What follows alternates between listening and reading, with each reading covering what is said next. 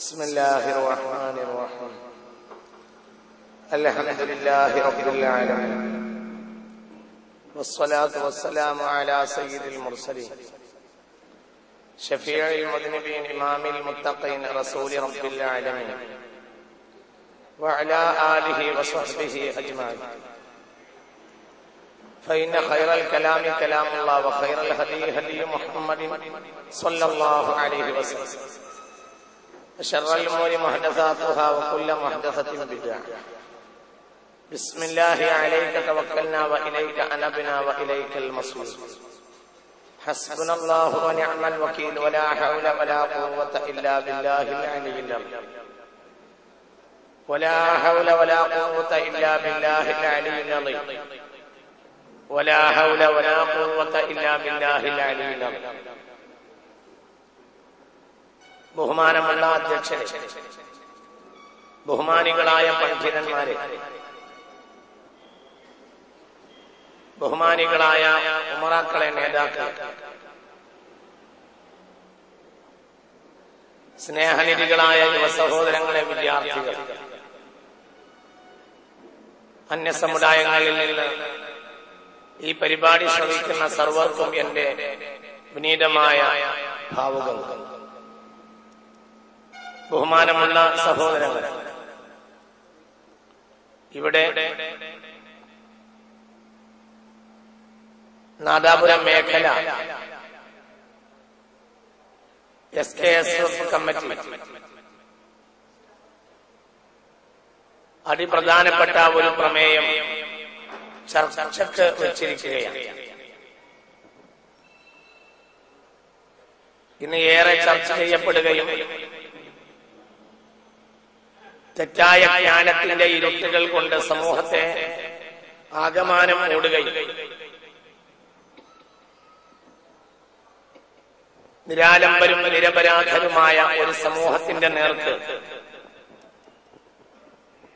അജ്ഞാനത്തിന്റെയും ദുരാരോപണത്തിന്റെയും കരിമ്പടം വലിച്ചെറിഞ്ഞ് ഒരു സമൂഹത്തെ മുഴുവനും ചരിത്രത്തിൽ നിന്ന് ഇല്ലാതെയാക്കാനുള്ള വളരെ വേദനാജനകവും ഗൂഢവുമായ ശ്രമങ്ങൾ നടക്കുന്ന ഈ സാഹചര്യത്തിൽ ഇത് വളരെ പ്രധാനപ്പെട്ടതും പ്രസക്തവുമാണ് എന്ന് മനസ്സിലാക്കുക. ഇത് സംഘടിപ്പിച്ച് കാര്യങ്ങൾ യഥാവിധി അറിയിക്കാൻ മുന്നോട്ട് വന്ന എന്റെ ബഹുമാനപ്പെട്ട പ്രവർത്തകന്മാരെ ഞാൻ മുക്തകണ്ഠം പ്രശംസിക്കുന്നു. ഇതിനോട് സഹകരിച്ച അനവധി അമുസ്ലിം സഹോദരങ്ങൾ ഇവിടെയുണ്ട്. ഇവിടെ തന്നെ വന്ന് പ്രഭാഷണം നടത്തിയ പല ആളുകളും കാര്യം ജനമറിയാൻ വേണ്ടി ഇങ്ങനെ ഒരു കാര്യത്തിന് അനുമതി നൽകിയ പോലീസ് വകുപ്പ് എല്ലാവരും ഇത്തരുണത്തിൽ പ്രശംസ അർഹിക്കുകയാണ്. ഞാൻ നീട്ടി നിങ്ങളുടെ മുന്നിൽ ആമുഖം പറയുന്നു. വളരെ ഗൗരവമായി നാം ചിന്തിക്കേണ്ടത് ഏതൊരു പ്രസ്ഥാനത്തെയും ആ പ്രസ്ഥാനത്തെ മനസ്സിലാക്കാനുള്ള ഏറ്റവും ബാഹ്യമായ തലം പോലും ഇന്ന് ഇസ്ലാമിക വിരുദ്ധ ശക്തികൾ മുഖവിലക്കെടുക്കുന്നില്ല എന്നുള്ളത്. ഇസ്ലാം പോലെ ഒരു പ്രസ്ഥാനം, ഭീകരതക്കെതിരെയുള്ള ഒരു പ്രസ്ഥാനം ഇസ്ലാം പോലെ ലോകത്തില്ല എന്നത് യാഥാർത്ഥ്യമാണ്. കാരണം സലാമത്ത് എന്ന ക്രിയാധാതുവിൽ നിന്നാണ് ഇസ്ലാം എന്ന സംജ്ഞ തന്നെ നിഷ്പന്നമായിട്ടുള്ളത്. സലാമത്ത് ഇസ്ലാം, സലാമത്ത് സമാധാനം, ഇസ്ലാം സമാധാനം സൃഷ്ടിക്കൽ. എന്താണ് ഈ പറയുന്നത്? വളരെ ഗൗരവമായി ചിന്തിക്കണം. ഒരു മുസ്ലിമിന്റെ സൈന്ധവ സംസ്കാരം ആണല്ലോ പിന്നീട് ഹൈന്ദവതയായി തീർന്നത്. ഒരു പ്രാദേശിക തലത്തിൽ നിന്ന് നാമം ഉൾക്കൊണ്ടതാണ് ഹൈന്ദവ സമൂഹം. നമ്മുടെ സഹോദര സമൂഹം, നാം ഏറെ ബഹുമാനിക്കുന്ന, നമ്മുടെ ഐക്യത്തിനും നമ്മുടെ ദുഃഖത്തിനും സന്തോഷത്തിനും നമ്മുടെ കൂടെ ചേരുന്ന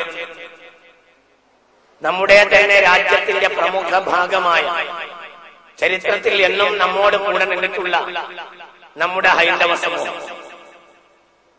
ചിന്തിക്കണം. സൈന്ധവ നാഗരികതയിൽ നിഷ്പന്നമായതാണ് ഹൈന്ദവത.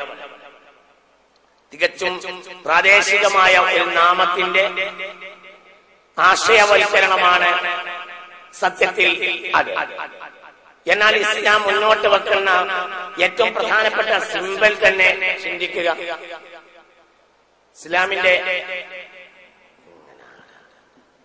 ഇസ്ലാമിന്റെ ഏറ്റവും പ്രധാനപ്പെട്ട ഒരു സിംബൽ അതിന്റെ നാമമാണ്. ഒന്ന്, പ്രമുഖമായി ഒരാളെ വിലയിരുത്തുമ്പോൾ അതിന്റെ അതിപ്രധാനമല്ലേ അതിന്റെ നാമം. സലാമത്ത് വളരെ ഗൗരവമായി ചിന്തിക്കണം. സലാമത്ത് എന്ന വാക്കിന്റെ അർത്ഥം അറിയാത്ത അമുസ്ലിം പോലും ഉണ്ടാവില്ല. കാരണം അത് അറബി തന്നെയോ എന്ന് സംശയിക്കുമാർ വിധത്തിൽ അത് നമ്മുടെ നാട്ടിൽ പ്രചാരപ്പെട്ട ഒരു പദമാണ്. സലാമത്ത്, സമാധാനം. ഇസ്ലാം സമാധാനമുണ്ടാക്കൽ. വളരെ ഗൗരവമായി നാം അത് ചിന്തിക്കണം. 4000 കൊല്ലത്തിനിടയിൽ മുസ്ലിമിന്റെ ഏറ്റവും വലിയ പ്രതീകം അത് പറയാം. ഇനി നാമം കഴിഞ്ഞാൽ പിന്നെ നമുക്ക് പ്രതീകത്തിലേക്ക് പ്രവേശിക്കാം. ഉദാഹരണം, 4000 കൊല്ലത്തിനിടയിൽ മുസ്ലിം സമൂഹത്തിന്റെ ഏറ്റവും വലിയ ഉദാഹരണം ഇബ്രാഹിം. അത് ഖുർആൻ അറിയുന്നവർ, ഹദീസ് അറിയുന്നവർ, ഈ വേദഗ്രന്ഥത്തെ പരിചയപ്പെട്ടവർ, ചരിത്രത്തിൽ ഈ സമൂഹത്തെ കുറിച്ച് എന്തെങ്കിലും അറിയുന്നവർ, ഈ സമുദായത്തിന്റെ ഒരു വേള ശത്രുക്കൾ പോലും അംഗീകരിക്കുന്ന പരമാർത്ഥമാണ്. ഞാൻ എന്റെ വലിയ സമൂഹത്തോട് വളരെ വിനയത്തിലും താഴ്മയിലും അപേക്ഷിക്കട്ടെ. വളരെ ഗൗരവമായി നാം ഓരോരുത്തരും ഇത് ചിന്തിക്കണം. ഈ സദസ്സിൽ ഹൈന്ദവ സുഹൃത്തുക്കൾ ഉണ്ടാകാം, ക്രിസ്ത്യാനികൾ ഉണ്ടാകാം, മതമില്ലാത്തവരുണ്ടാകാം. ഞാൻ നാദാപുരത്താണ് ഇത് പറയുന്നത് എന്ന ബോധം എനിക്കുണ്ട്. പലരും ഉണ്ടാകാം. ഇനി ഒരു വേള മേക്കെട്ട് കേരളാണ് മതമെന്ന് ധരിക്കുന്ന അവിവേകികളായ മുസ്ലിമീങ്ങളും ഉണ്ടാകാം. അവരും ഉണ്ടാകും. എല്ലാവരും ഉണ്ടാകും. ഞാൻ എല്ലാവരെയും നോക്കുകയാണ്. എല്ലാവരും ഉണ്ടാകും. ഞാൻ പറയട്ടെ, ഒരാളെ ഒന്നും ചെയ്യില്ല, ഉപദ്രവിക്കില്ല. 4000 കൊല്ലത്തിനുള്ളിൽ മുസ്ലിം ലോകം കണ്ട ഏറ്റവും വലിയ മഹാനാണ് സയ്യിദ്ന ഇബ്രാഹിം. ഇസ്ലാമിയത്തിന്റെ ഏറ്റവും വലിയ പ്രതീകമാണ് സയ്യിദ്ന ഇബ്രാഹിം. വലിയ ഉദാഹരണവുമാണ് സയ്യിദ്ന ഇബ്രാഹിം. നാം അത് ചിന്തിക്കണം. എന്നിട്ട് ഈ മനുഷ്യന്റെ ഇസ്ലാമിയത്തെന്താ? ഞാൻ നിങ്ങളോട് വളരെ താഴ്മയിൽ ചോദിക്കട്ടെ, ഒരാളെയെങ്കിലും ഒന്ന് ഉപദ്രവിച്ച, ആരോടെങ്കിലും ഒന്ന് ഒരായുധം കൊണ്ട് ഒരു പരാധിയെയോ നിരപരാധിയെയോ ആരോ ആകട്ടെ ഒരാളെ നേർക്ക് ഒരു പൗരാണികമായ ആയുധമെങ്കിലും പ്രയോഗിക്കുന്നതിന് പോയിട്ട് ഇബ്രാഹിം മുഖ്യ ഉദാഹരണം. ഇബ്രാഹിം ഒരാളുടെ നേർക്ക് വാളെടുത്ത ഒരു ഉദാഹരണം.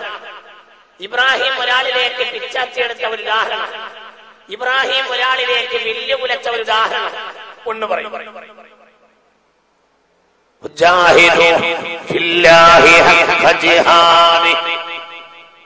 അതാണ് ജിഹാദിന്റെയും പ്രതീകം. അതാണ് ഇസ്ലാമിന്റെയും.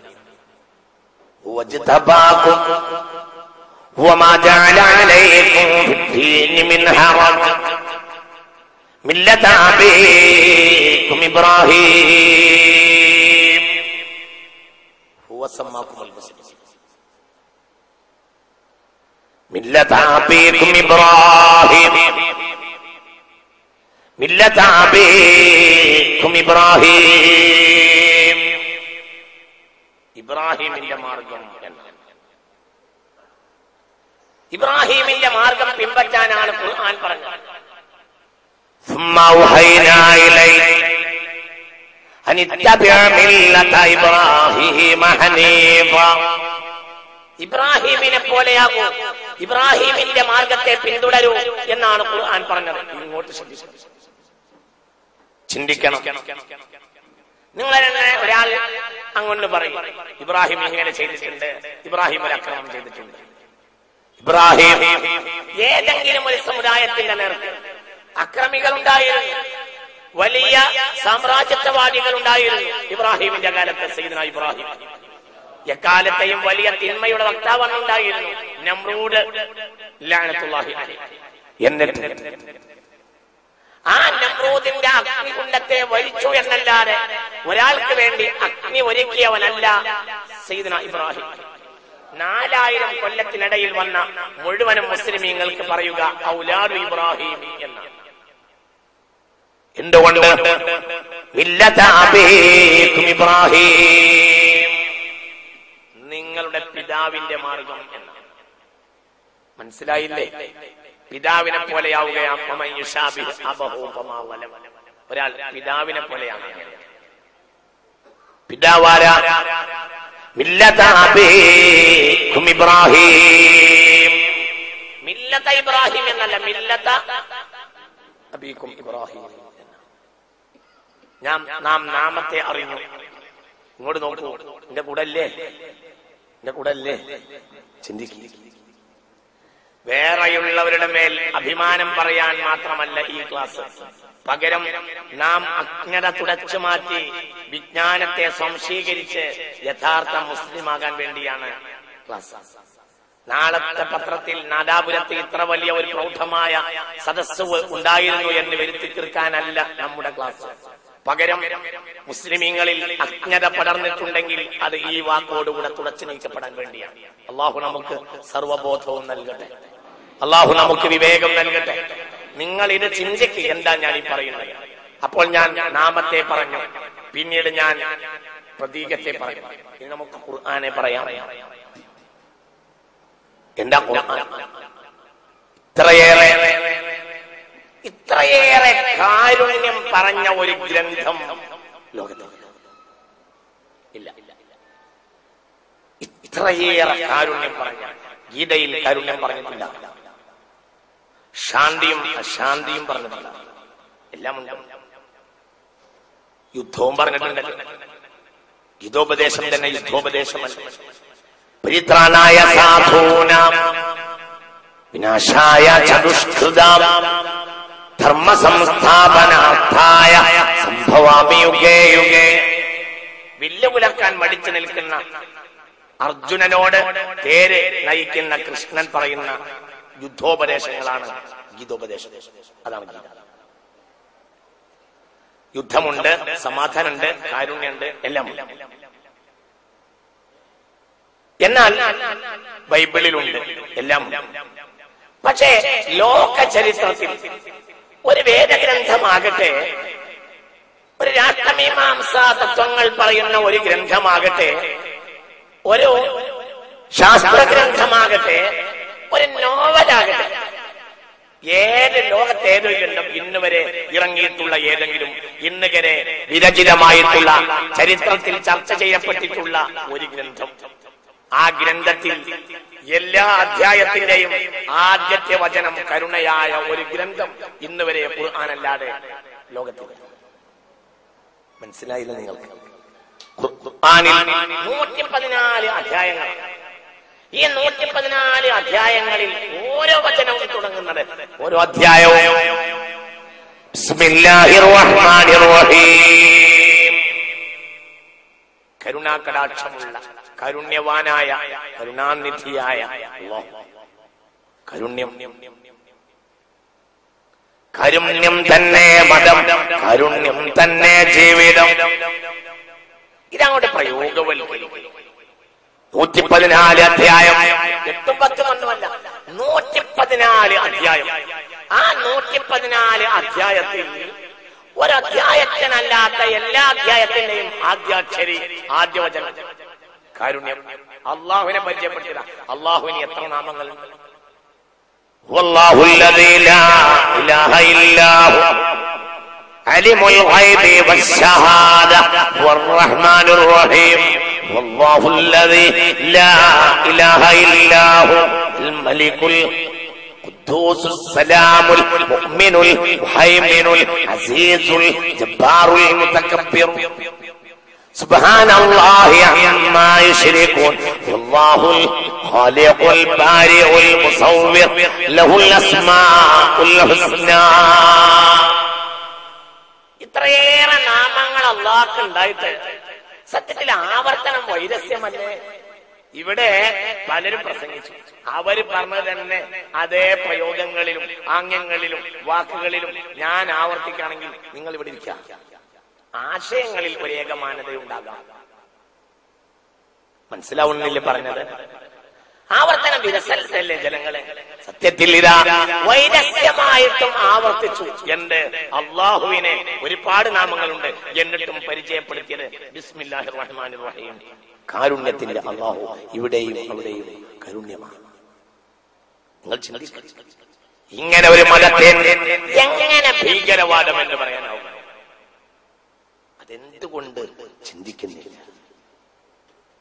ഞാൻ അറിയണമെന്ന് ഉദ്ദേശിക്കുന്നവർക്കും ഉറങ്ങുന്നവരെ ഉണർത്താൻ വേണ്ടിയുമാണ് ഇത് പറയുന്നത്. ഉറക്കം നടിക്കുന്നവർക്ക് ഇത് മതിയാകും എന്നെനിക്ക് തോന്നുന്നില്ല. അങ്ങനെ ആരെങ്കിലും ഉണ്ടെങ്കിൽ അവർക്ക് അല്ലാഹു സൽബോധം നൽകട്ടെ. 114 അധ്യായത്തിൽ 113 തുടക്കം കരുണ, 1 കുറഞ്ഞു, അപ്പോൾ 1 കൂടി. നംലിൽ 2 ബിസ്മിയ, പകരം 114 അധ്യായത്തിന് 114 ബിസ്മിയ. മനസ്സിലായില്ല? ഒരധ്യായത്തിൽ 1 കുറവുണ്ട്, അതിന് ഒരധ്യായത്തിൽ 1 കൂടുതലുണ്ട്. എങ്ങനെയുണ്ട്? ഇനി പറയൂ, ലോകത്തിനാലിനൊരു ഗ്രന്ഥവും ഇങ്ങനെ കണ്ടിട്ടുണ്ട്.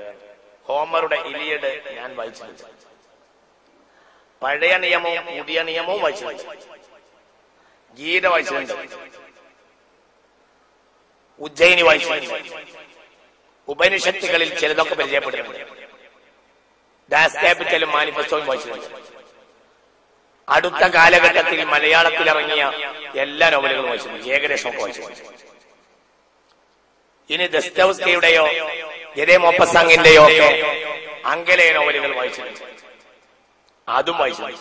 അല്ലെങ്കിൽ സമാധാനത്തിന്റെ പ്രതീകം എന്ന് റഷ്യക്കാർ വിളിച്ചിരുന്ന ലിയോ ടോൾസ്റ്റോയുടെ വാർ ആൻഡ് പീസ്, യുദ്ധവും സമാധാനവും വായിച്ചിട്ടുണ്ട്. എന്നാൽ ഇനി നിങ്ങൾ പറയും, നിങ്ങളൊക്കെ അത് വായിച്ചവരായിരിക്കുമല്ലോ. ഇനി പറയും, ഒരു ഗ്രന്ഥത്തിന്റെ അജാക്ഷരം മുഴുവനും കാരുണ്യമായ ഒരു ഗ്രന്ഥം ലോകത്തെവിടെയാണ്? ഇനി ഈ ഗ്രന്ഥം പരിചയപ്പെടുത്തിയ ഏറ്റവും വലിയ പ്രവാചകനാരാ? മുഹമ്മദ് നബി. എന്താ മുഹമ്മദ് നബിയെ പരിചയപ്പെടുത്തിയത്? വമാ അർസൽനാക ഇല്ലാ റഹ്മതൻ ലിൽ ആലമീൻ, ലോകത്തിന് മുഴുവനും കാരുണ്യം.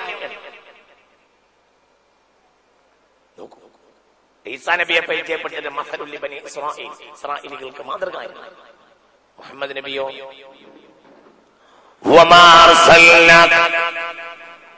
അർസൽനാക ഇല്ലാ റഹ്മതൻ ലിൽ ആലമീൻ. അതുകൊണ്ട് വളരെ ഗൗരവമായി ഇത് ചിന്തിക്കണം. ഞാൻ അത് നീട്ടി പറയുന്നില്ല. ഈ മതം ഒരിക്കലും ഭീകരമെന്ന് പറയാൻ ബോധമുള്ള, ബുദ്ധിയുള്ള, ചരിത്രമറിയുന്ന, ശാസ്ത്രമറിയുന്ന, അത്യാവശ്യ ജ്ഞാനമുള്ള ഒരാൾക്കും സാധ്യമല്ല. ഇത് ഗൗരവമായി ഒന്നാമതായി മുസ്ലിമീങ്ങളും ഇസ്ലാമിനെ സംശയത്തോടെ വീക്ഷിക്കുന്നവരും ചിന്തിക്കണം. പിന്നെ രണ്ടാമതായി പറയുന്നത് അവിവേകികൾ സമൂഹ മതത്തിന്റെ പേര് നാശമാകാൻ കാരണമാകുന്നുവോ എന്ന്. ഞാൻ ആ ഭാഗത്തേക്ക് വരുന്നതിന് മുമ്പ് ഇങ്ങനെ ചോദിക്കട്ടെ, ലോകത്തെ എവിടെയെങ്കിലും ഒരു സമൂഹം ഒരവിവേകിയെ ഒരു മതത്തിലേക്ക് ചേർത്ത് പറഞ്ഞിട്ടുണ്ട്? നിങ്ങൾ പറയും. അഡോൾഫ് ഹിറ്റ്ലർ ആര്യനായിരുന്നു, അതുകൊണ്ട് ആര്യന്മാർ ക്രൂശിക്കപ്പെട്ടോ? ലോക ചരിത്രം കണ്ട ഏറ്റവും വലിയ ഭീകരൻ അഡോൾഫ് ഹിറ്റ്ലർ. നിങ്ങൾ പറ, സെക്കൻഡിന്റെ നിമിഷാർത്ഥം കൊണ്ട് ലക്ഷക്കണക്കായ മനുഷ്യരെ ചാരമാക്കി മാറ്റിയവനാണ് അഡോൾഫ് ഹിറ്റ്ലർ. ഹിറ്റ്ലറും ഹിമ്മിയറും ഒക്കെ എന്താ ചെയ്തത്? മനുഷ്യന്റെ തൊലിയെടുക്കുക, എന്നിട്ട് ഹിറ്റ്ലറുടെ കാമുകിക്കും പ്രധാനമന്ത്രിയുടെ കാമുകിക്കും കൗതുക വസ്തുക്കൾക്ക് മോടി പിടിപ്പിക്കുക. മനസ്സിലാക്കി? ആര് ചെയ്തു? ഹിറ്റ്ലർ ചെയ്തു. മനുഷ്യന്റെ തൊലിയെടുക്കുക, എന്നിട്ട് അതിന് കൗതുക വസ്തുക്കൾക്ക് വേണ്ടി ഉപയോഗിക്കുക. ലക്ഷക്കണക്കായ മനുഷ്യരെയാണ് അഡോൾഫ് ഹിറ്റ്ലർ തന്റെ കോൺസെൻട്രേഷൻ ക്യാമ്പുകളിൽ വെച്ച് ഭീകരമായി നിലവേട്ട നടത്തിയത്. തുല്യതയില്ലാതെ, ലോക ചരിത്രത്തിൽ തുല്യതയില്ലാത്ത ക്രൂരതകളാണ് അഡോൾഫ് ഹിറ്റ്ലർ ചെയ്തത്. എന്നിട്ട് ഈ ലോകം കണ്ട ഭീകരവാദിയെ നോക്കി ആര്യ ഭീകരത എന്ന് ലോകത്തെവിടെയെങ്കിലും എഴുതിയിട്ടുണ്ടോ? വളരെ ഗൗരവമായി നാം അത് ചിന്തിക്കണം. ലോകം കണ്ട ഭീകരന്മാരിൽ 20-ാം നൂറ്റാണ്ടിൽ ഭീകരന്മാരിൽ ഒരാൾ ഇറ്റലിയിലെ ബെനിറ്റോ മുസോളിനിയ. അടിസ്ഥാനപരമായി അയാൾ ക്രിസ്ത്യാനിയ. അയാൾ ചെയ്തു കൂട്ടിയ നരമേധങ്ങൾക്കും അക്രമങ്ങൾക്കും കണക്കുണ്ടാവും. എന്നിട്ട് ലോകത്തെവിടെയെങ്കിലും ഒരാൾ, ഒരു സമൂഹം ഈ ബെനിറ്റോ മുസോളിനിയെ കുറിച്ച്, അയാളുടെ നായാട്ടിനെ കുറിച്ച് ക്രിസ്തീയ ഭീകരത എന്ന് എഴുതിയിട്ടുണ്ടോ? മുസ്ലിം സമുദായത്തിന്റെ ഏറ്റവും വലിയ നീതിബോധം നിങ്ങൾ ചിന്തിക്കണം. ഞാൻ വളരെ വിലപ്പെട്ട ഒരു കാര്യം നിങ്ങളോട് പറയാം. AD 6-ാം നൂറ്റാണ്ടിൽ കഅബാലയം പൊളിക്കാൻ വന്നതാണ് ആകാശഭൂമിക്കടയിൽ നടന്നിട്ടുള്ള ഏറ്റവും വലിയ ഭീകര പ്രവർത്തനം. AD 6-ാം നൂറ്റാണ്ടിൽ ബഹുമാനപ്പെട്ട ലോകം മുഴുവനും അംഗീകരിക്കുന്ന മുസ്ലിം ലോകത്തിന്റെ കരളിന്റെ കഷ്ണമായ ലക്ഷക്കണക്കായ മനുഷ്യർ തിരിഞ്ഞു നമസ്കരിച്ച് ആരാധിക്കുന്ന ബഹുമാനപ്പെട്ട കഅബാലയം AD 6-ാം നൂറ്റാണ്ടിൽ അബ്രഹത്ത് രാജാവ് പൊളിക്കാൻ വന്നു. ആരോടുകൂടെ? അയാൾ തനി ക്രിസ്ത്യാനിയായിരുന്നു. ക്രിസ്തീയ മെജോറിറ്റിക്ക് വേണ്ടിയാണ് അയാൾ അത് പൊളിക്കാൻ വന്നതും. അതും ചരിത്രമാണ്. 60,000 ക്രിസ്ത്യാനികളോടുകൂടെയാണ് അയാൾ പൊളിക്കാൻ വന്നത്. എന്നിട്ട് നിങ്ങൾ പറയൂ, ലോകത്തെവിടെയെങ്കിലും ഏതെങ്കിലും ഒരു ഗ്രന്ഥത്തിൽ, ഒരു പുസ്തകത്തിൽ, ഒരു കാസറ്റിൽ ക്രിസ്തീയ ഭീകരാക്രമണം എന്ന് ഇതേക്കുറിച്ച് പറഞ്ഞിട്ടുണ്ടോ? പറയുകയാണെങ്കിൽ പറയേണ്ടത് അബ്രഹത്തിന്റെ ക്രിസ്തീയ ഭീകരാക്രമണം എന്നാണ്. എന്തുകൊണ്ടെന്നാൽ മുസ്ലിം സമുദായം അന്ത്യനാൾ വരെ മറക്കാത്ത ഒരു ദ്രോഹമായിരുന്നു അത്. അബ്രഹത്തോ തനി ക്രിസ്ത്യാനി. അയാൾ ചെയ്തതോ കഅബാലയത്തിന്റെ മെജോറിറ്റി കണ്ട അസൂയകൊണ്ട് അയാൾ പകരം റോമിന്റെ പ്രതിപുരുഷനായ, ക്രിസ്തീയ റോമിന്റെ പ്രതിപുരുഷനായ നജ്ജാശി ചക്രവർത്തിക്ക് വേണ്ടി ഒരു ക്രിസ്തീയ സൗധം പണിതിരുന്നു യമനിൽ, യമന്റെ തലസ്ഥാനമായ സ്വൻആയിൽ. ആ ക്രിസ്തീയ സൗധത്തിലേക്ക് ജനങ്ങളെ ആകർഷിക്കാൻ വേണ്ടിയാണ് ക്രിസ്ത്യാനിയായ അബ്രഹത്ത് ഈ പ്രവർത്തനം നടന്നിട്ടുള്ളത്. എന്നാൽ നിങ്ങൾ ചിന്തിക്കണം, മുസ്ലിം പണ്ഡിതന്മാരോ, മുസ്ലിം പ്രഭാഷകരോ, എഴുത്തുകാരോ, ചരിത്രകാരന്മാരോ ലോകത്തേതെങ്കിലും ഒരു പുസ്തകത്തിൽ, ഒരു ഗ്രന്ഥത്തിൽ, ഒരു കാസറ്റിൽ അതിനെ ക്രിസ്തീയ ഭീകരാക്രമണം എന്ന് പറഞ്ഞിട്ടുണ്ടോ? പകരം അബ്രഹത്തിനെ ഒരു അവിവേകിയായി കാണുന്നു. നാം ചിന്തിക്കുക. ഞാൻ പറയട്ടെ, ഒരുപാട് മുസ്ലിമീങ്ങൾ ഇരിക്കുന്ന ഈ സദസ്സിൽ 90% മുസ്ലിമീങ്ങളും ഒരുപക്ഷേ ഇപ്പോഴാകും അറിയുന്നത് ഇയാൾ ക്രിസ്ത്യാനി ആയിരുന്നു.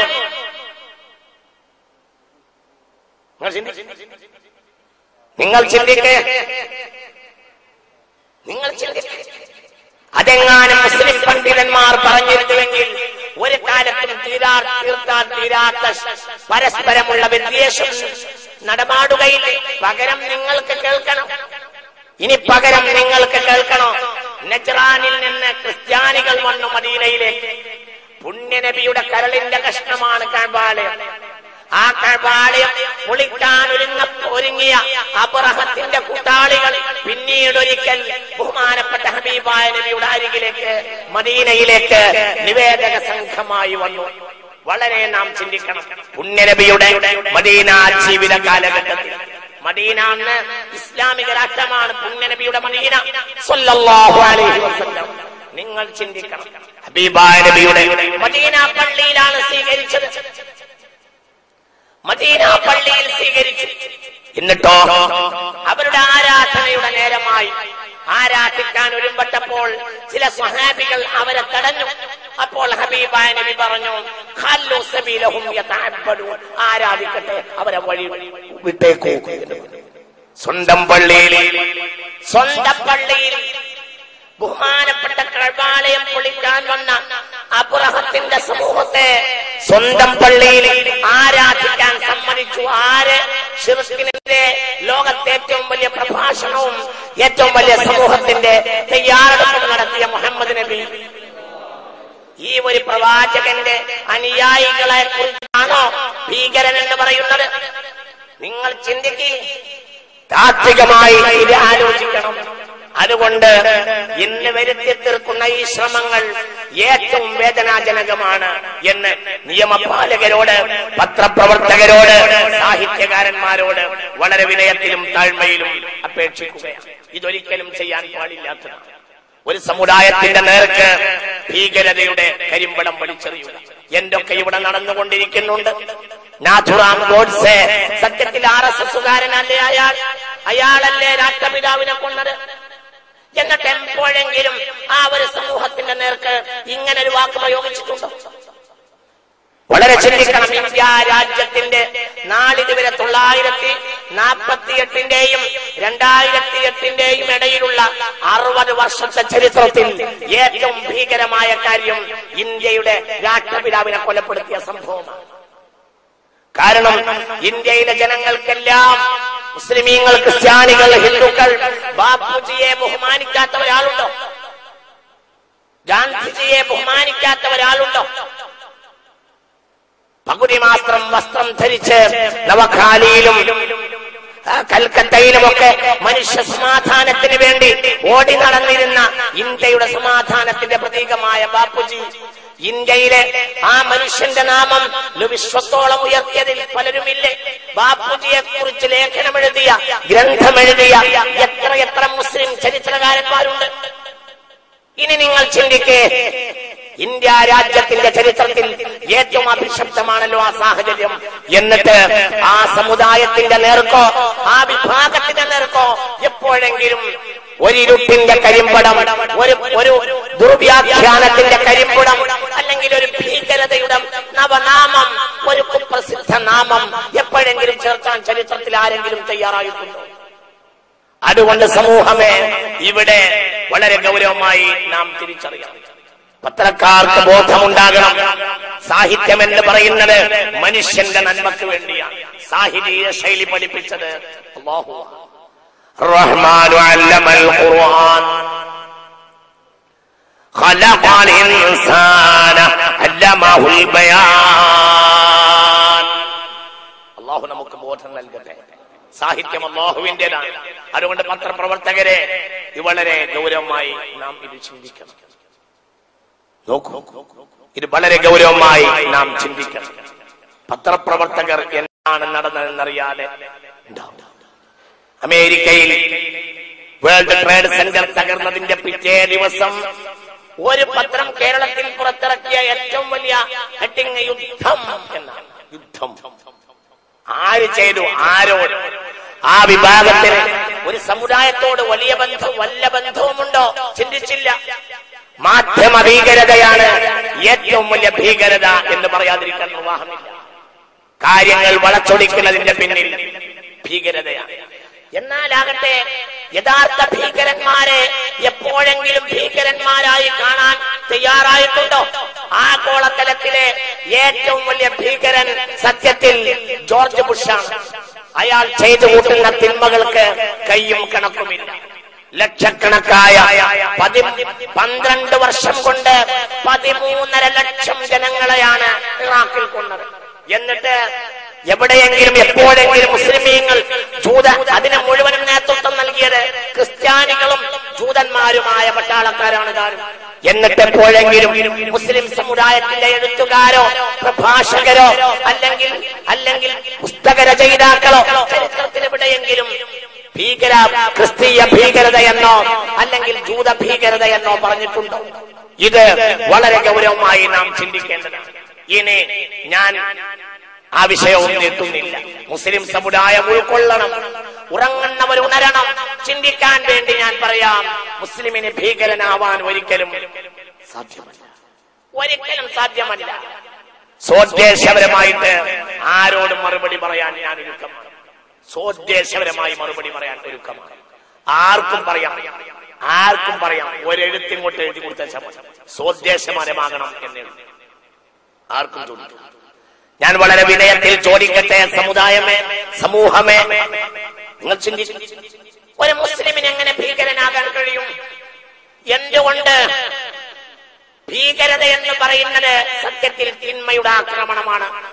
ഭീകരവാദികൾ ഇന്ന് ചെയ്തുകൊണ്ടിരിക്കുന്നത് ഓടിക്കൊണ്ടിരിക്കുന്ന ട്രെയിനിൽ ബോംബ് വെക്കുക, ഓടിക്കൊണ്ടിരിക്കുന്ന ബസ്സിൽ ബോംബ് വെക്കുക, നിരപരാധികളെ കൊലപ്പെടുത്തുക, പാവപ്പെട്ട സഹോദരിമാരെ വിധവകളാക്കുക, ആയിരക്കണക്കായ മക്കളെ അനാഥന്മാരാക്കുക. സത്യത്തിൽ എങ്ങനെ ഒരു മുസ്ലിമിനെ ഇതിന് കഴിയും? സാധ്യമല്ല. ആരെങ്കിലും അബദ്ധത്തിൽ പെട്ടുപോയിട്ടുണ്ടെങ്കിൽ ചിന്തിക്കാൻ വേണ്ടിയാണ് ഇത്തരുണത്തിൽ ഈ കാര്യം ഞാൻ പറയുന്നത്. നിങ്ങൾ ഇനി കേട്ടോളൂ. ഞാനൊരു ഹദീസ് നിങ്ങളോട് പറയാം. ഇസ്ലാമിക നീതിബോധത്തിന്റെ സിമ്പൽ, ഇസ്ലാമിക നീതിബോധത്തിന്റെ സിമ്പൽ വളരെ ഗൗരവമായി നാം ചിന്തിക്കണം. ഇങ്ങോട്ട് നോക്കൂ, ഞാനൊരു ഹദീസ് പറയാം. മഹ്ശർ തുടങ്ങിയാൽ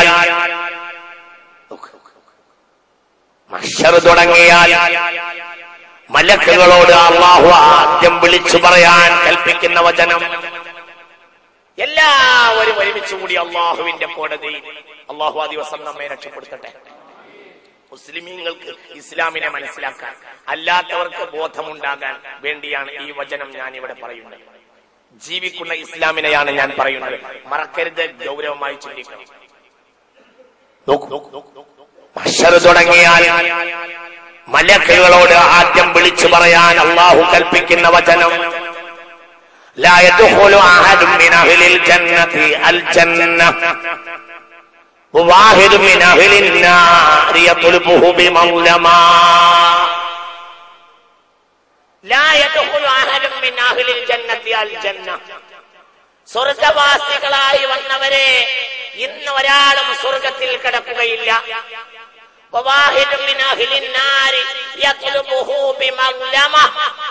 ഏതെങ്കിലും ഒരു നരകവാസി ഒരു അക്രമത്തിന്റെ പേരിൽ ഇയാളെ അന്വേഷിക്കുന്നുണ്ടെങ്കിൽ, ഈ ഹദീസ് ഇമാം ബുഖാരി രേഖപ്പെടുത്തിയിട്ടുണ്ട്. ചിന്തിക്കണം. ഒന്നുകൂടി ഞാൻ പറയാം, വളരെ ചിന്തിക്കണം. അഥവാ അക്രമം ചെയ്ത മുസ്ലിം അയാൾ വിചാരിക്കുകയാണ് താൻ ആരോടാണോ അക്രമം ചെയ്തത് അവര് മുശ്രിക്കാണ്, അശുദ്ധനാണ്, നരകാവകാശിയാന്ന് വിചാരിച്ചോളൂ. സപ്പോസ് അതാണല്ലോ ഭീകരത. ശരി, എങ്കിൽ അങ്ങനെയുള്ള മുസ്ലിമിന് സ്വർഗത്തിൽ കടക്കാൻ സാധ്യമല്ല, ഒരിക്കലും കഴിയില്ല. ലാ യദ്ഖുലു അഹദുൻ മിൻ അഹ്ലിൽ ജന്നതി അൽ ജന്ന. ചിന്തിക്കണം. ഞാൻ മുസ്ലിമീങ്ങളെ, നിങ്ങൾക്ക് ഇസ്ലാമിനെ പഠിക്കാനാണ് ഇത് പറയുന്നത്. നിങ്ങളുടെ തൊട്ടടുത്ത അമുസ്ലിമിനെ, ഏതെങ്കിലും ഒരു അമുസ്ലിമിനെ അകാരണമായി ഒരാൾ ദ്രോഹിച്ചിട്ടുണ്ടെങ്കിൽ ആ മുസ്ലിമിനെ അന്ന് സ്വർഗത്തിൽ കടക്കാൻ ഒന്നുറക്കെ പറഞ്ഞേക്ക് സാധ്യല്ല. ലാ യദ്ഖുലു അഹദുൻ മിൻ അഹ്ലിൽ ജന്നതി അൽ ജന്ന. ഇതാര് പഠിപ്പിച്ചതാ? മുഹമ്മദ് നബി. ആ നബിയല്ലേ ഇസ്ലാമിക പ്രമാണം? അങ്ങനെയല്ലേ ആ നബിയല്ലേ കൗസർ കൊടുക്കേണ്ടത്? ആ നബിയുടെ സുഹൃത്തിലല്ലേ അള്ളാഹുവിന്റെ കോടതിയിൽ ചെല്ലേണ്ടത്? അള്ളാഹു തൗഫീഖ് ചെയ്യട്ടെ. പക്ഷേ ഒരമുസ്ലിമിനെ ദ്രോഹിച്ച അകാരണമായി, ഒരമുസ്ലിമിനെ ദ്രോഹിച്ച അകാരണം എന്ന് പറയണ്ട, ദ്രോഹം എന്ന് പറഞ്ഞാൽ തന്നെ മനസ്സിലാക്കാം കാരണമാണ്. ഞാൻ അതുമായിട്ട് ചെയ്ത് കളയാൻ, അതിന്റെ പേരിൽ നാളെ കൊല്ലാൻ പോകണ്ട. ദ്രോഹം, ഒരു മുസ്ലിമിനെ ദ്രോഹിച്ച മുസ്ലിം ലാ യദ്ഖുലു അഹദുൻ മിൻ അഹ്ലിൽ ജന്നതി അൽ ജന്ന വവാഹിദുൻ മിൻ അഹ്ലിൻ നാരി യത്ലുബുഹു ബിമൗലമാ. ചിന്തിക്കണം. ഒരു മുസ്ലിമിനെ ഒരാൾ ദ്രോഹിച്ചിട്ടുണ്ടെങ്കിൽ ആ മുസ്ലിമിന് അന്ന് സ്വർഗത്തിൽ കടക്കാൻ സാധ്യമല്ല. എങ്ങനെ? ഭീകരവാദി ഉണ്ടാവും മുസ്ലിം സമുദായത്തിൽ. അഥവാ ആരെങ്കിലും അവിവേകിയായ ഭീകരവാദിയായിട്ടുണ്ടെങ്കിൽ അവൻ യഥാർത്ഥത്തിൽ സ്വർഗാവകാശിയുമല്ല. അതുകൊണ്ട് അവൻ പൂർണ്ണനായ മുസ്ലിമും, ഉറക്കെ പറഞ്ഞേക്ക്, മുസ്ലിമും അല്ല. പിന്നെന്താ ഇത് പറയുന്നത്? ഖുർആൻ സ്റ്റഡി സെന്ററിന്റെ പ്രസംഗകനായ റഹ്മത്തുള്ളാഹി ഒരു ഉത്തരവാദിത്തപ്പെട്ട സ്ഥാനത്ത് നിന്നാണ്. ആരോ വിളിച്ചു പറഞ്ഞു പോയി എന്ന് വിചാരിക്കണ്ട. അത് വലിയ പണ്ഡിതന്മാരൊന്നും അംഗീകരിക്കില്ല എന്ന് വിചാരിക്കണ്ട. വലിയ പണ്ഡിതന്മാരുടെ സമ്മതപ്രകാരം ഞാനൊരു ചെറിയ സാധുവാണെങ്കിലും വലിയ പണ്ഡിതന്മാരുടെ സമ്മതപ്രകാരം കേരളത്തിൽ 1.5 ലക്ഷത്തോളം എല്ലാ ദിവസവും ഇതാണ് പഠിപ്പിക്കുന്നത്. ഇന്ന് ഞാനൊരു 4,500 ആളുകളെയെങ്കിലും ഈ സന്ദേശം എത്തിക്കാനുമുള്ള തലത്തിൽ ഇന്ന് നേരം വെളുത്തിട്ട് ഇത് പറഞ്ഞു കൊടുത്തിട്ടുണ്ട്. ഇന്ന് നേരം വെളുത്തിട്ട് ഇന്നത്തെ കാര്യം വിട്, ഇന്ന് പറഞ്ഞു. അഥവാ ഒരു മുസ്ലിമിനെ ദ്രോഹിച്ചാൽ സ്വർഗത്തിൽ കിടക്കാൻ സാധ്യമല്ല. ഇല്ല. ഞാൻ മിനിഞ്ഞാന്ന് തൊടുപുഴയിൽ പോയി, അടുത്ത് കോടമംഗലത്ത് ഒരു പ്രഭാഷണത്തിന്. ഞാൻ അവിടെ ചെല്ലുന്നുണ്ട് എന്ന വിവരം അറിഞ്ഞപ്പോൾ അവിടെ അപ്പോസ്റ്ററി വർക്ക് ചെയ്യുന്ന എന്റെ പരിസരവാസിയായ BJP കുടുംബത്തിൽ അംഗമായ കുട്ടൻ എന്ന ഒരു സഹോദരൻ എന്നെ കാത്തുനിന്നു. പ്രഭാഷണം കഴിയുന്നത് വരെ മണിക്കൂർ കണക്കിനും. പിന്നെ ഞാൻ താമസിച്ചിടത്തും വന്നിട്ട് എന്റെ റൂമിൽ എന്റെ കാറിൽ കയറി പിന്നെ എന്നെ പറഞ്ഞയച്ചിട്ട് BJP കുടുംബത്തിൽ അംഗമായ കുട്ടൻ പോയുള്ളൂ. ഇവിടെ സാക്ഷിയുണ്ട്, വീണ്ടും സാക്ഷി. എന്റെ ഖുർആൻ ഭീകരതയാണ് കൽപ്പിക്കുന്നതെങ്കിൽ 1.5 ലക്ഷത്തോളം ഖുർആനിക വിദ്യാർത്ഥികളുള്ള അവരുടെ എളിയവനായ ഒരു ഗുരുവാണ് ഞാൻ. ആകട്ടെ, ഞാൻ എന്റെ വലിപ്പത്തരത്തിന് വേണ്ടി പറയല്ല, കാര്യം ഉൾക്കൊള്ളണല്ലോ. ഖുർആനാണ് ഭീകരതയെങ്കിൽ എന്റെ പ്രദേശത്താകട്ടെ 90% മുസ്ലിമീങ്ങളാണ് താനും. എന്തിന്? പൂർണ്ണമായും ഹൈന്ദവ സമൂഹത്തിൽ ഏകദേശം ആളുകളൊക്കെ സിംഹഭാഗവും ഹിന്ദുക്കളായ ഒരു പ്രദേശത്ത് അവരെ കൂട്ടെ ജോലി ചെയ്യുന്ന ഒരു സഹോദരൻ കുട്ടൻ മിനിഞ്ഞാന്ന് മണിക്കൂറുകളോളം തന്റെ തൊഴിലൊഴിവാക്കി എന്തിനാണ് ഒരു പണ്ഡിതനായ തലയിലത്രയൊന്നും മുടിയില്ലാത്ത ഇടക്കിടെ അറബി പറയുന്ന ഖുർആന് വേണ്ടി രാവും പകലും ഖുർആനിക പ്രഭാഷണത്തിന്റെ മുന്നിലിരിക്കുന്ന ഖുർആനിക് ഫണ്ടമെന്റലിസം എന്ന് പറയുകയാണെങ്കിൽ ഖുർആനിക ഫണ്ടമെന്റലിസം, ഖുർആനിക് മതമൗലികവാദം, ഖുർആനിക് ഫണ്ടമെന്റലിസം എന്ന് പറയുകയാണെങ്കിൽ വർത്തമാന ചരിത്രത്തിൽ ഒരു ഫണ്ടമെന്റലിസ്റ്റ് അല്ലേ ഞാനും? ഒരു ഫണ്ടമെന്റലിസ്റ്റ് എന്നല്ല, ഈ ഫണ്ടമെന്റലിസം 1.5 ലക്ഷത്തോളം റെഗുലർ സ്റ്റുഡന്റിന് പകരുന്ന ഏറ്റവും വലിയ ഫണ്ടമെന്റലിസ്റ്റ് ആണ് ഞാൻ. എന്തിനാ എന്നെ കുട്ടൻ കാണാൻ വന്നത്? എന്നെ കാണാൻ വന്നില്ലെങ്കിൽ കുട്ടന്റെ മനസ്സാക്ഷിയുടെ കോടതി കുട്ടനെ ശിക്ഷിക്കും. എന്തുകൊണ്ട്? കുട്ടന്റെ കുടുംബവും എന്റെ കുടുംബവും തമ്മിലുള്ള ബന്ധം അങ്ങനെയാണ്, ഞാനും അവരും തമ്മിലുള്ള ബന്ധം അങ്ങനെയാണ്. നിങ്ങൾ ചിന്തിക്കുക. മുസ്ലിമായ ഒരാളുണ്ടായിരുന്നു ഹസൻ ബസ്രിയുടെ പരിസരത്ത്. ആരാണ് ഹസൻ ബസ്രി? മുസ്ലിം നേതാക്കളോ മുസ്ലിമീങ്ങളോ എന്നെങ്കിലും ഭീകരവാദികളാണോ?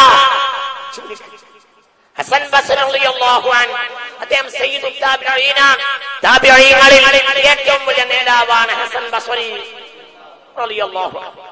അദ്ദേഹത്തിന്റെ വീട്ടിന്റെ പരിസരത്ത് ഒരു അമുസ്ലിമിന്റെ വീടുണ്ടായിരുന്നു. അത് വിൽപ്പനക്ക് വെച്ചപ്പോൾ ഈ അമുസ്ലിം പറഞ്ഞു, ഇതിന് 2000 സ്വർണ്ണ നാണയം വേണം എന്ന് പറഞ്ഞു. ആളുകൾ നോക്കിപ്പോയവർ മുഴുവനും വീടെടുക്കാതെ മടങ്ങിപ്പോന്നു. അതെന്താ നിങ്ങൾക്ക്? അദ്ദേഹത്തോട് ചോദിച്ചു ആളുകൾ, അതെന്താ നിങ്ങൾ ഈ പറയുന്നത്? 2000 സ്വർണ്ണ നാണയമോ? ഈ കൊച്ചു വീടിന് ഇത് 1000 പോലും തികയില്ലല്ലോ. ആ മുസ്ലിം പറഞ്ഞു, ശരിയാണ്, എന്റെ വീട് 1000 പോലും തികയില്ല എന്നത് ശരിയാണ്. എന്നാൽ ബാക്കി എന്റെ അയൽപ്പക്കത്തിന്റെ വിലയാണ്. കാരണം ഞാൻ ഹസൻ ബസ്രിയുടെ അയൽവാസിയാണ്. ഏറ്റവും വലിയ ഫണ്ടമെന്റൽസിനെ പറ്റിയാണ് ഇതിൽ പറയുന്നത്. അങ്ങനെ പറയാമെങ്കിൽ നിങ്ങൾ ചിന്തിക്കും, എവിടെയെങ്കിലും എന്നെങ്കിലും അത് പഠിപ്പിച്ചിട്ടില്ലല്ലോ. ജൂത സ്ത്രീയുടെ പരിസരത്ത് തമ്പ് വെച്ചിരുന്നു മുഹമ്മദ് നബി. തമ്പ് കെട്ടിയിരുന്നു മുഹമ്മദ് നബി. അവൾ വിരുന്നിന് ക്ഷണിച്ചു. ആളുകൾ പറഞ്ഞു, അവൾ വഞ്ചകിയാണ് നബിയെ, അവൾ നിങ്ങളെ ചതിക്കുന്നു, വിരുന്നിന് പോകരുത് എന്ന് പറഞ്ഞു. അപ്പോൾ പറഞ്ഞു, ഞാൻ അങ്ങനെ പോവാതിരിക്കില്ല, ഞാൻ പോകും. എന്തുകൊണ്ട്? അവളുടെ പരിസരത്ത് ഞാൻ വീട് വെച്ചിട്ടുണ്ട്. ആ പരിസരത്ത് വീട് വെച്ച ഒരാൾ അയൽവാസി എന്ന അടിസ്ഥാനത്തിൽ എനിക്ക് അവളോട് ബാധ്യതയുണ്ട് എന്ന് പറഞ്ഞു മുഹമ്മദ് നബി. വിരുന്നിന് പോയി അവൾ ചതിക്കുകയും ചെയ്തു. ആ ചതിയാണ് മുഹമ്മദ് നബി സല്ലല്ലാഹു അലൈഹി വസല്ലമയുടെ മരണവേളയിലെ രോഗത്തിന് അടിസ്ഥാന കാരണം. സുമ്മു ഖൈബറ, ആയിഷ സുമ്മു ഖൈബറ, ആയിഷ സുമ്മു ഖൈബറ. മതസൗഹാർദ്ദത്തിന് വേണ്ടി മരിച്ച ആളാണ് മുഹമ്മദ് നബി. നിങ്ങൾ മനസ്സിലാക്കുന്നില്ലേ? ഒരു നിലക്ക് ആ മരണം പോലും മതസൗഹാർദ്ദത്തിന് വേണ്ടിയാണ്. മുഹമ്മദ് നബി മതവിശ്വാസികൾ തമ്മിലുള്ള ബന്ധം ചിന്തിക്കും. അവൾ ചതിക്കും. ഇന്നഹാ ഖാദിയ, അവൾ വഞ്ചകിയാണ് നബിയെ. ഇന്നഹാ ഖാദിയ, അവൾ വഞ്ചകിയാണ് നബിയെ. അവൾ അങ്ങനെ ചതിക്കും നബിയെ. ചതിച്ചു. അവൾ എന്ത് ചെയ്തു? ആട്ടുമാംസത്തിൽ വിഷം കലർത്തി മുഹമ്മദ് നബിക്ക് നൽകി സ്വല്ലല്ലാഹു അലൈഹി വസല്ലം. ഭക്ഷണം കഴിച്ചപ്പോൾ ഭക്ഷണം പറഞ്ഞു കഴിക്കരുത്. ഇന്ന ഫിയ സുമ്മ യാ റസൂലല്ലാഹ്, എന്നിൽ വിഷമുണ്ടെന്ന് പറഞ്ഞു പുണ്യ നബിയോട് സ്വല്ലല്ലാഹു അലൈഹി വസല്ലം.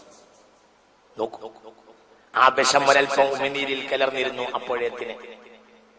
നോക്കൂ, പിന്നീട് മരണനേരത്തെ ആയിഷ ബീവിയോട് പറഞ്ഞു, യാ ആയിഷ സുമ്മു ഖൈബറ, ആയിഷ റളിയല്ലാഹു അൻഹ, ആ ഖൈബറിലെ വിഷം ഇപ്പോഴും എന്നെ അലട്ടുന്നുണ്ടെന്ന് പറഞ്ഞു മുഹമ്മദ് നബി. ഇത് പഠിപ്പിച്ച മുഹമ്മദ് നബി സ്വല്ലല്ലാഹു അലൈഹി വസല്ലം. സമൃദ്ധമായിരുന്നു മുസ്ലിമീങ്ങൾ പുണ്യ നബി വഫാത്താകുമ്പോഴുള്ള കാലഘട്ടത്തിൽ. മദീനയിൽ എവിടെയും മുസ്ലിമീങ്ങൾ. എന്നിട്ടും തന്റെ പടയങ്കി പണയപ്പെടുത്തിയത്, അവസാനത്തെ അത്താഴത്തിൽ പടയങ്കി പണയപ്പെടുത്തിയത് ഒരു ജൂതന്റെ വീട്ടിലാ മുഹമ്മദ് നബി. അതെന്റെ പണയമില്ലാതെ തന്നെ ഒരു നേരത്തെ വക കൊടുക്കാൻ ഇഷ്ടം പോലെ സഹാബികൾ അന്ന് മദീനയിൽ ഉണ്ടായിരുന്നു. അവർക്കതിന് കഴിയും. അവരെ കരളിനേക്കാൾ അവർ സ്നേഹിക്കുന്ന ആളാണ് മുഹമ്മദ് നബി. മരിച്ചിട്ടാണ് അറിയുന്നത് പടയങ്കി ജൂതന്റെ വീട്ടിൽ അവസാനത്തെ അത്താഴത്തിന് വേണ്ടി ജൂതന്റെ വീട്ടിൽ തന്റെ പടയങ്കി പണയം വെച്ചു മുഹമ്മദ് നബി. അതെന്തേ അങ്ങനെ ചെയ്തത്? പ്രാസ്ഥാനികമായും ആശയപരമായും പരസ്പരം ധർമാധർമ്മങ്ങൾ പറഞ്ഞിട്ടുണ്ടെങ്കിലും മാനുഷികമായ തലത്തിൽ ഒരിക്കലും ഞാൻ അവനെ ശത്രുവായി കാണുന്നില്ല എന്നാണ് ഈ പാഠത്തിന്റെ താല്പര്യം. മനസ്സിലായോ നിങ്ങൾ? ഇത് പഠിപ്പിച്ച ആളാ മുഹമ്മദ് നബി സ്വല്ലല്ലാഹു അലൈഹി വസല്ലം. മുസ്ലിം ഭീകരനോ? നിങ്ങൾ ചിന്തിക്കും.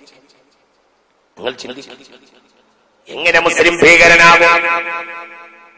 സ്വഹാബികളോട് പറഞ്ഞു, ലൻ തദ്ഖുലുൽ ജന്ന ഹത്താ തർഹമൂ, കരുണബോധമില്ലാതെ നിങ്ങളാരും സ്വർഗ്ഗത്തിൽ കടക്കുകയില്ലെന്ന് പറഞ്ഞു മുഹമ്മദ് നബി സ്വല്ലല്ലാഹു അലൈഹി വസല്ലം. നിങ്ങൾ ചിന്തിക്കണം. അപ്പോൾ സ്വഹാബികൾ പറഞ്ഞു, കുല്ലുനാ റഹീം, ഞങ്ങളൊക്കെ കരുണബോധമുള്ളവരാണ് നബിയെ, ഞങ്ങൾക്കെല്ലാം കാരുണ്യബോധമുണ്ട് നബിയെ എന്ന് പറഞ്ഞു സ്വഹാബികൾ.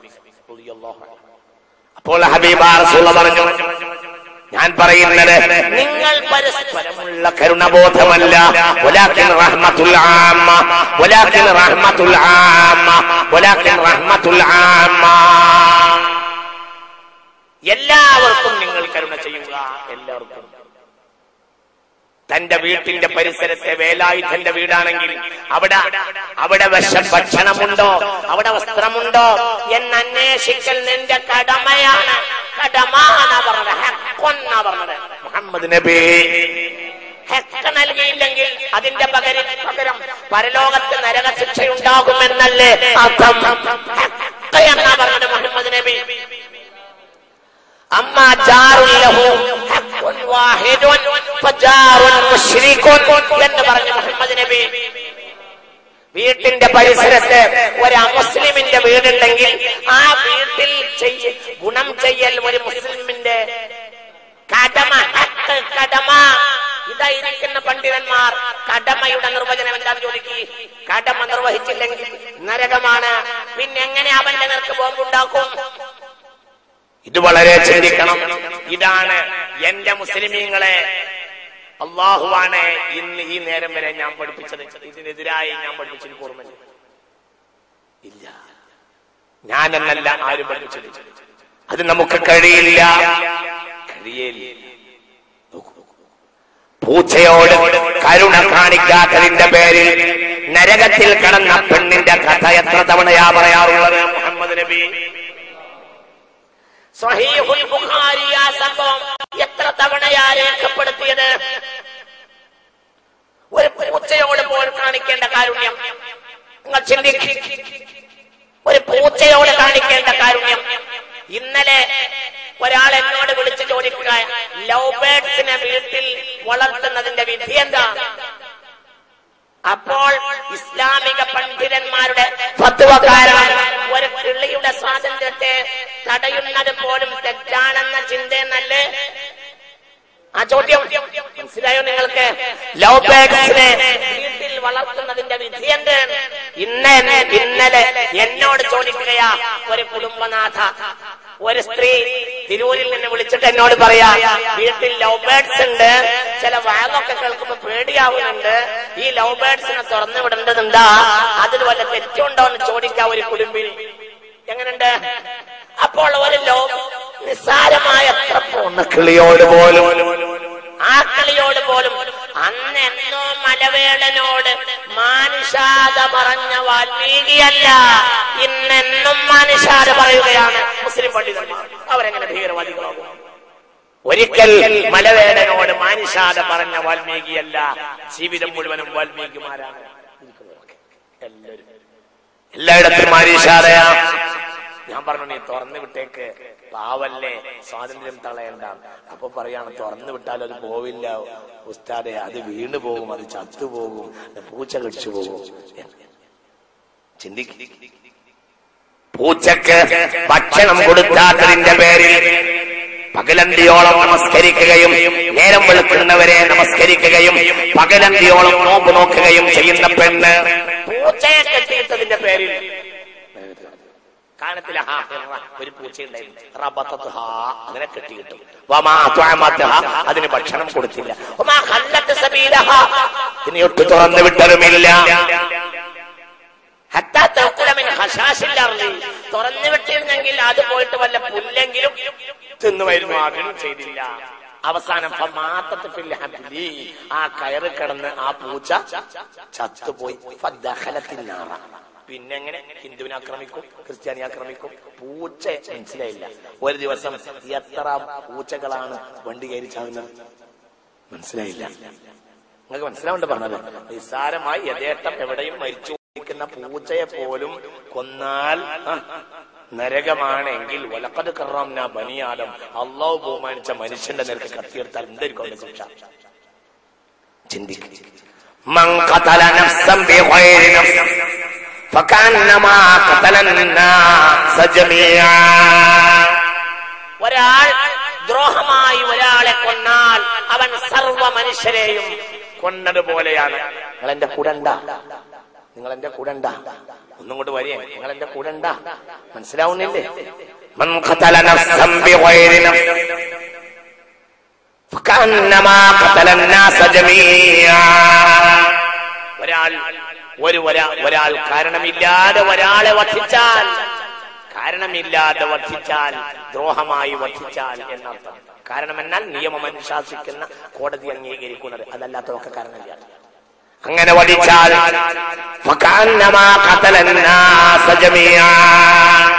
മുഴുവനും മനുഷ്യരെ അവൻ വധിച്ചതുപോലെയാണെന്ന് വിശുദ്ധ ഖുർആൻ പറഞ്ഞിരിക്കുന്നു. ഇതെങ്ങനെ ഭീകരതയുടെ ഗ്രന്ഥമാകും? ചിന്തിക്കണം.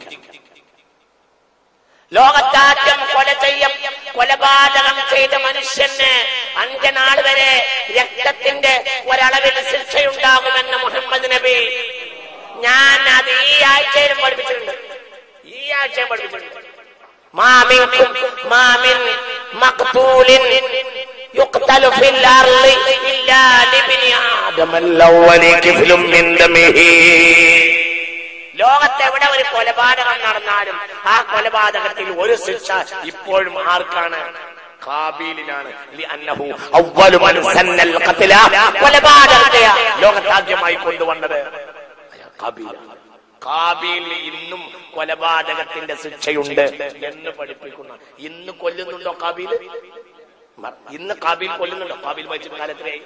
എന്നാൽ ഇന്ന് നടക്കുന്ന കൊലപാതകത്തിലും ഒരു ശിക്ഷ ആർക്കുണ്ട്? ഖാബീലിനുണ്ട് എന്ന് പഠിപ്പിക്കുന്ന ഒരു സമൂഹം എങ്ങനെ ഭീകരത പ്രേരിപ്പിക്കും? നിങ്ങൾ എന്താ വിചാരിക്കുന്നത്?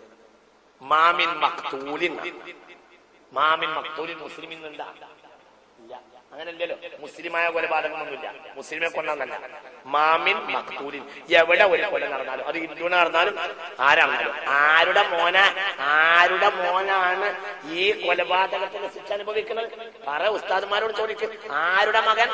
ബഹുമാനപ്പെട്ട ആദമിന്റെ മകൻ. മുസ്ലിം ലോകം ഏറ്റവും ആദരിക്കുന്ന മഹാനാണ് ആര്? ആദം. ആ ആദമിന്റെ മകൻ പോലും ഒരു ലോകത്തെവിടെയെങ്കിലും ഒരു ഹിന്ദുവിന്റെ കൊലപാതകം നടന്നാൽ, ഒരു ക്രിസ്ത്യാനിയെ ഒരാൾ കൊന്നാൽ, ഇന്നും ആ രക്തത്തിൽ ഒരളവ്, അയാൾക്ക് ശിക്ഷയുണ്ട് എന്ന് പഠിപ്പിക്കുന്ന ഒരു സമൂഹം എങ്ങനെ ഭീകരവാദികളാവും? വളരെ ചിന്തിക്കണം, ഇത് വളരെ ചിന്തിക്കണം. എന്നാൽ അതേ സമയത്ത് ഇതേ പണ്ഡിതന്മാർ പഠിപ്പിക്കുന്ന മറ്റൊരു പാഠമുണ്ട്. ഒരു വേശ്യയുണ്ടായിരുന്നു ഇസ്രായേലികളിൽ.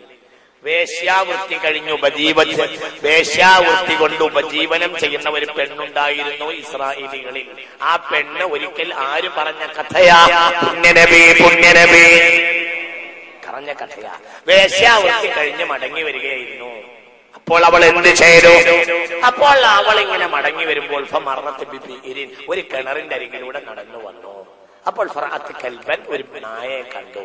ആ നായ കിണറിന്റെ കരയിൽ നിൽക്കുകയും ഈ വെള്ളത്തിലേക്ക് ഇങ്ങനെ ഇടയ്ക്ക് നോക്കുകയും മണ്ണിലിട്ട് തന്റെ നാവ് ഉരസുകയും ചെയ്യുന്നത് ഈ പെണ്ണ് കണ്ടു. ഫറഅത്ത് അന്നഹു ആത്ശാൻ, നായക്ക് ദാഹമുണ്ട് എന്ന് പെണ്ണിന് മനസ്സിലായി. അപ്പോഴോ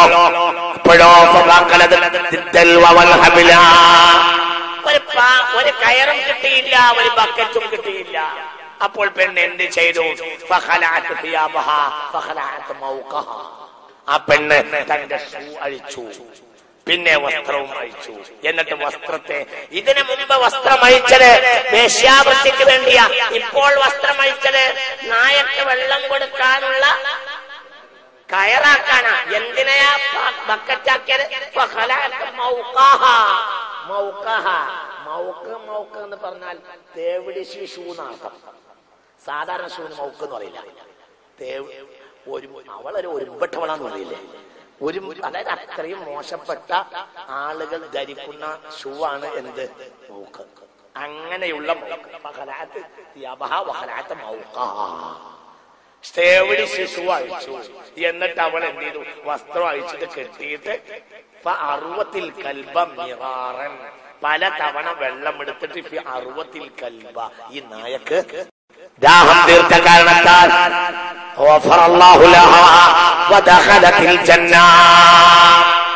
നായക്ക് ആ കൊടുത്ത വെള്ളം കൊണ്ട് സർവ പാപവും അല്ലാഹു പുറത്തു കൊടുക്കുകയും ആ പെണ്ണ് ഒരു നായയോട് കാണിച്ച ജലത്തിന്റെ കാരുണ്യം കൊണ്ട് ഒരു പെണ്ണ് സ്വർഗത്തിൽ കടന്നു എന്ന് പഠിപ്പിക്കുന്ന ഒരു സമൂഹം. നായ എന്നാൽ തൊട്ടാൽ 7 തവണ കഴുകേണ്ട നജസാണ്.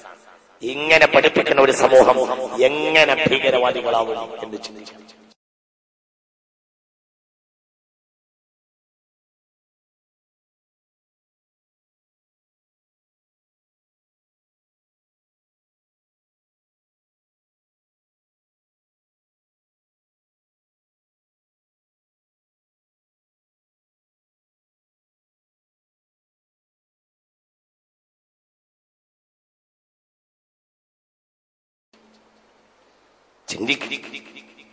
എന്താ ഖുർആനിൽ ഇസ്ലാമിനെ പ്രചരിപ്പിക്കാൻ പറഞ്ഞത്? ഇതാ ഇരിക്കുന്ന ഉസ്താദുമാർ ഇവിടെ ഒരുപാട് ആളുകളുണ്ട്. ഇസ്ലാമിനെ പ്രചരിപ്പിക്കണം. എങ്ങനെയാ പറഞ്ഞത്? ഇസ്ലാമിനെ പ്രചരിപ്പിച്ച വലിയ കൂലി കിട്ടും. അത് ഭീകരതയാണോ അതിനുള്ള മാർഗം? ഇതാ ഇരിക്കുന്ന ഉസ്താദുമാർ. ഞാൻ ഓടാം, അവരിൽ എവിടെയെങ്കിലും കഴിവുണ്ടെങ്കിൽ ആർക്കെങ്കിലും പറയാം.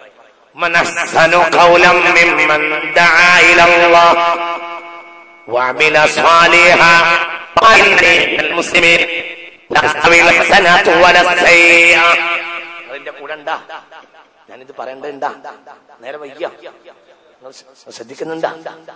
നോക്കൂ നോക്കൂ നോക്കൂ നോക്കൂ നോക്കൂ നോക്കൂ നോക്കൂ നോക്കൂ.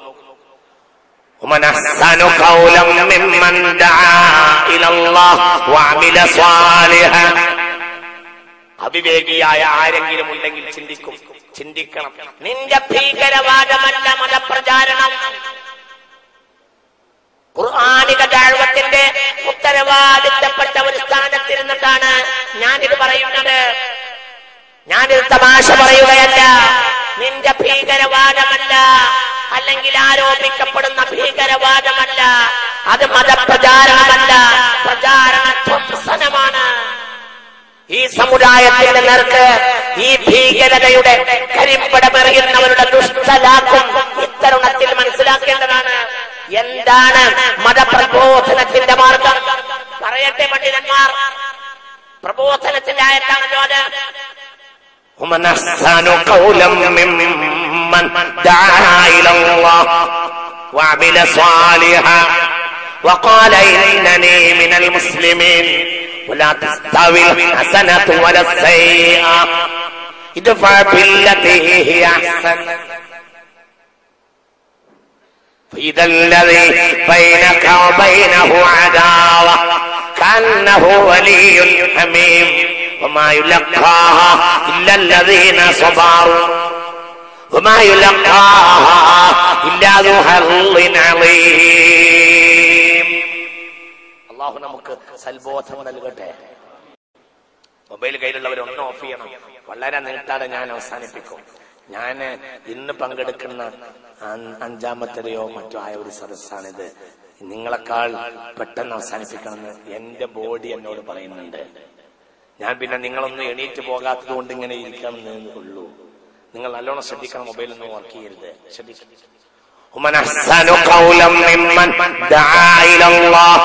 അല്ലാഹുവിലേക്ക് ക്ഷണിച്ചവനേക്കാൾ നല്ല വാക്ക് പറഞ്ഞവനില്ല. ഏറ്റവും പ്രധാനപ്പെട്ട കാര്യം മതപ്രബോധനമാണ്, മതം പരിചയപ്പെടുത്തലാണ്. അതെങ്ങനെയാണ്?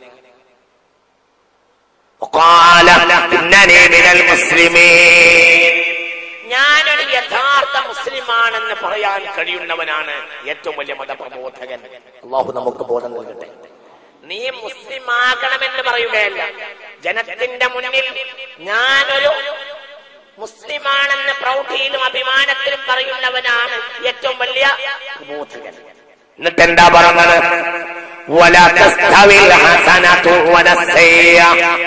നന്മയും തിന്മയും ഒരിക്കലും സമമാവുകയില്ല.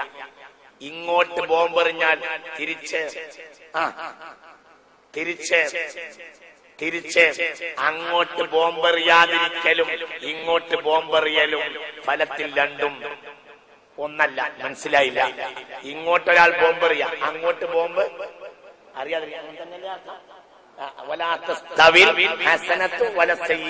ചീത്തയും നന്മയും ഇങ്ങോട്ട് പറഞ്ഞ ചീത്തയും നന്മയും സമമല്ല.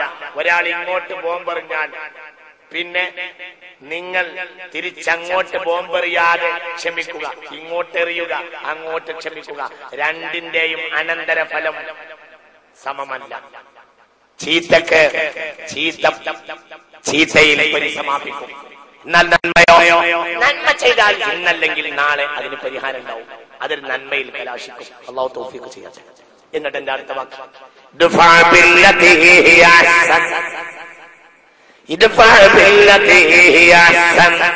നന്മ കൊണ്ട് പ്രതികരിക്കുക.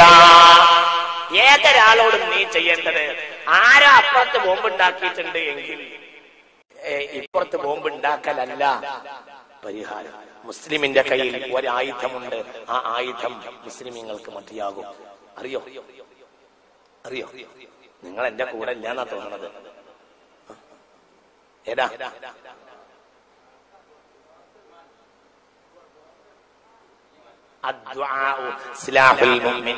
ഏറ്റവും വലിയ ആയുധം പ്രാർത്ഥനയാണ്.